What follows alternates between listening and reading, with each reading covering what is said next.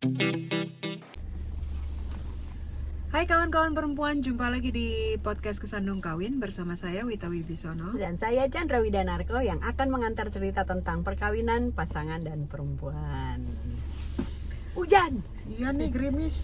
Gerimis Aduh, mengundang. Gerimis mengundang. Mendung. Gimana? Hujan gerimis Aceh. Ikan teri. salah. Ikan teri Nih makan bawah. asinin. Ya udah gitu. Gitu deh.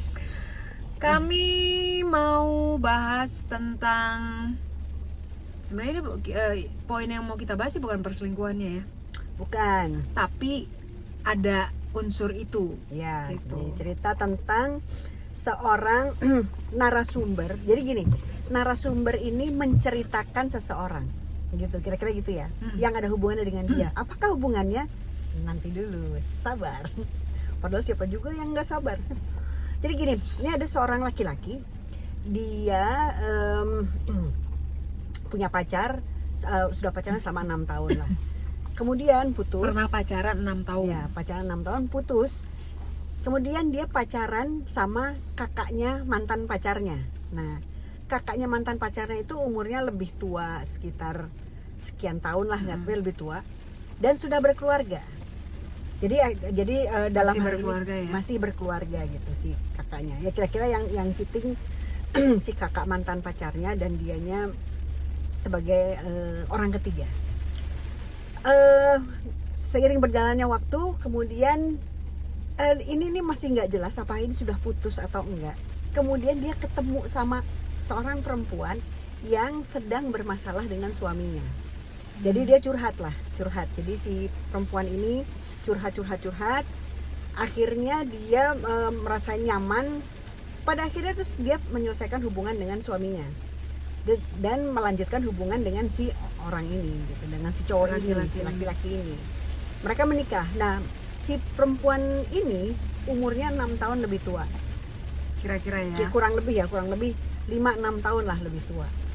Dan mereka pun menikah dan menjalani kehidupan dengan berbahagia lah kurang lebih selama 9 tahun. Ya. Nah, Semua orang melihatnya memang ya. dan si perempuannya pun memang merasa gak ada masalah sama sekali dan Iya. dan happy gitu happy dengan pernikahannya. Jadi banyaklah hal-hal yang ya seperti biasa kan, membandingkan dengan pernikahan yang pertama. Wah, kalau yang ini mah lebih oke, gue lebih nyaman, gue lebih dan lain-lain Lebih happy lah, lebih jauh. happy lah. Sampai pernikahan itu berjalan 9 tahun dan kemudian si istri ini menemukan bahwa si suaminya selingkuh dengan mantan pacarnya, yang kakak mantan pacarnya itu. Aduh, ruwet nih. Jadi dia berselingkuh dengan mantan pacarnya itu yang tadinya istri yang Masih berkeluarga pada saat selingkuh itu. Ya, dan ternyata masih berkeluarga. Dan intinya dua-duanya sama-sama berkeluarga. Ya. Dia selingkuh Mereka sama dengan mantan pacarnya itu. Yang konon cerita adalah si mantan pacarnya itu curhat ke dia karena dia bermasalah sama suaminya. Yang akhirnya bercerai. Akhirnya mereka bercerai. Bercerai kurang lebih 1 tahun setelah mereka berselingkuh. Oke, 1 tahun berselingkuh. Dan pasangan yang ini akhirnya bercerai juga gitu setelah 9 tahun. Setelah 9 tahun menikah, mereka bercerai juga. Belum lama ya. Ya. Nah, yang menarik dari cerita ini adalah bahwa ada 2 kejadian yang tipikal. Ya. 2 hal. Yang pertama adalah laki-laki ini tampak dia jatuh cinta sama 2 orang perempuan ya dalam waktu yang berbeda ya, dalam waktu yang tidak bersamaan, yang lebih tua dari dia dan kondisinya perempuan tersebut sedang bermasalah dengan keluarganya, jadi curhat lah. Kan gue jadi inget nih, dulu tuh pernah ada yang bilang jangan curhat ketika lo bermasalah sama pasangan lo, jangan curhat sama lawan jenis. Ya kan, kira-kira gitu ya. Betul. Karena kan bisa, kalau istilah dulu zaman gua kuliah, kalau ada yang lagi curhat, kenapa curhat? Dia lagi godek. Orang paling gampang nyari pacar cewek yang lagi godek. Kalau kata teman-teman cowok gue gitu. Kira-kira begitulah. Nah, jadi ada 2 hal, dia lebih tua dan hubungannya terjadi melalui curhatan gitu. Itu kayak gini gak sih? Gue ngelihatnya jadi kayak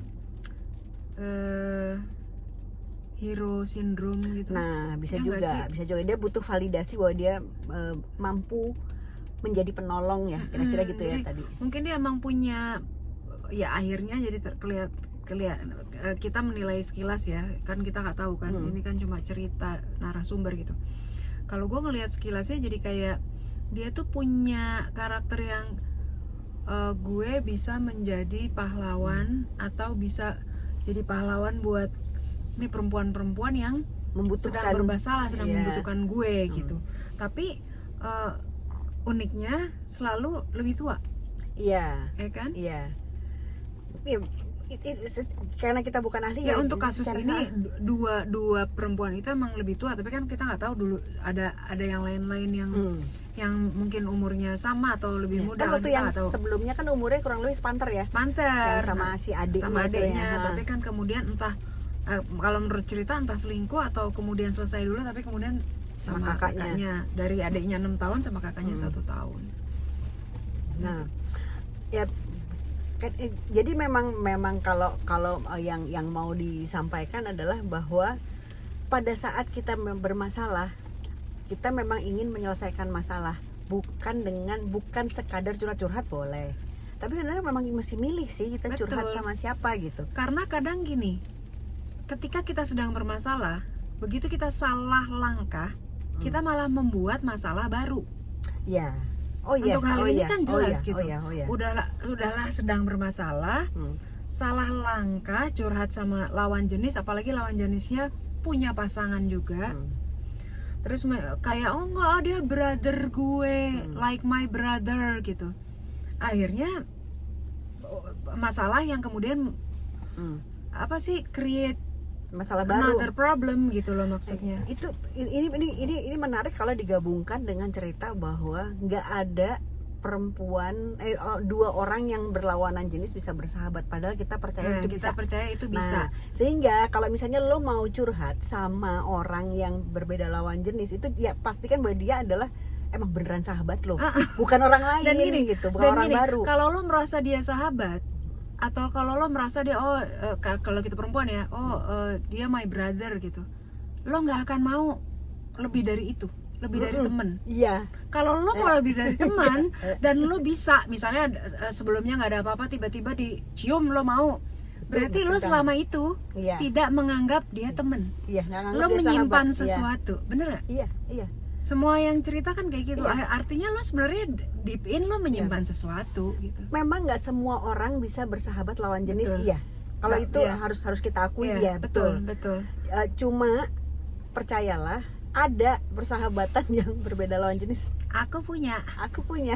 Dan yang kalau misalnya dia, maaf nih kalau dia telanjang malah gini. Nggak, bahkan kita nggak nganggep dia nggak nganggep dia lagi telanjang. Dan gini, malah nggak mungkin ngebayangin. Bisa jadi kita menganggap bahwa kita juga laki-laki. Iya. Jadi kadang-kadang kan kalau sama sahabat tuh bahkan dia, gue kehabisan pembalut lo beliin. Iya. Ya maksudnya yang emang sedekat itu, sedip itu gitu. Tanpa ada intensitas seksual gitu, karena bedanya kan cuma di situ sebenarnya, bersahabat sama bukan di intensitas seksual apa enggak. Gue ngebayangin itu, ya Allah, terus ada intensitas seksual, makanya udah hawa duluan gitu kan.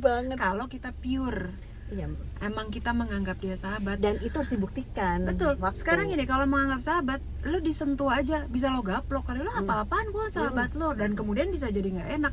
Kalau lo nerima, artinya emang lo nyimpen. Betul. Atau kedua belah pihak emang nyimpen kan. Either nyimpen atau emang kayak kucing lagi birahi. Ya udah deh, daripada nggak ada. Bisa juga gitu, ada dua. Tapi kan masa kalau kucing pagi birahi, kita nggak sama sahabat lo juga, maksudnya lo mau lo misalnya lagi birahi terus lo nungging sama di depan sahabat, kan nggak juga gitu loh. Lah kan kucing, kita berdua punya kucing nih. Gitu ya udah. Ya gitu deh. Jadi intinya adalah jangan curhat, sebaiknya ya kalau lagi ada masalah sama pasangan dengan lawan jenis yang kita emang nggak buktikan dia sesahabat itu gitu. Nggak usah, bahaya. Yang penting mari bahagia. Kawin pasangan semua akan lucu pada waktunya. Bye-bye. Bye.